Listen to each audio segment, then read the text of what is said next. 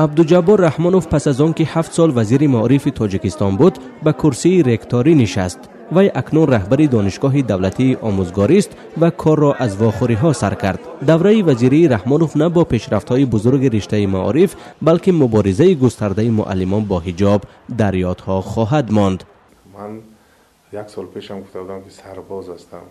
کدام وقتی که سرور دولت یا که حکومت لازم دانست که با کار دیگر گذارم، من آماده هستم. سیاست کادری رئیس جمهور امامعلی رحمان را میتوان با یک اصطلاح شاهمات شهر داد، یعنی قلعه بندی، وقتی که مهره ها جای همدیگر را میگیرند. برای نمونه خودی همین عبدالجبار رحمانوف از دستگاه ریاست جمهوری به ریاست رادیو و تلویزیون گذشت و از آنجا به وزارت معارف. از کرسی به کرسی گذشتن او همان راهی بسیاری از منصبداران تاجیک را به خاطر می آورد.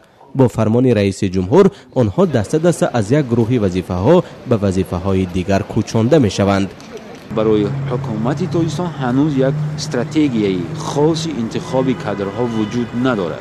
هیچ کس تا هنوز نمیداند که این یا نفر شرط دیروز بود وزیری نمیدونم یک ساحه دیگر، بعدا او را بردن یا سفارتی کدام کشور یا کمیته دولتی یا پارلمان یا هر جای دیگر. این کسی اثبات کردن نمیتواند که با چی دلیل.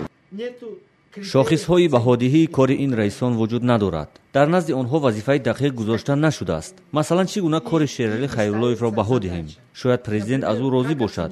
سوال این است که تا چه اندازه قناعتمندی پرزیدنت به منفعتناکی کار او با دولت موافق است. عیناً همین حالت با دیگر وزیران. تا حال کدامی از آنها را با جرم غیر قناعت بخش بودن فعالیتش از کار سبکدوش نکردند. چند سال پیش امامعلی رحمان در جلسه حکومت با اشاره به جای عوض‌کنی‌های بیشمار گفت که در کیسه اش دیگر کادر نماند، ولی جامعه کشور این حرفها را اصلا قبول ندارد. کارشناسان میگویند صدها نفر در صاحبکاری و فعالیت‌های اجتماعی موفق بوده، ده‌ها چهره سرشناس در خارج از کشور کار و زندگی میکنند.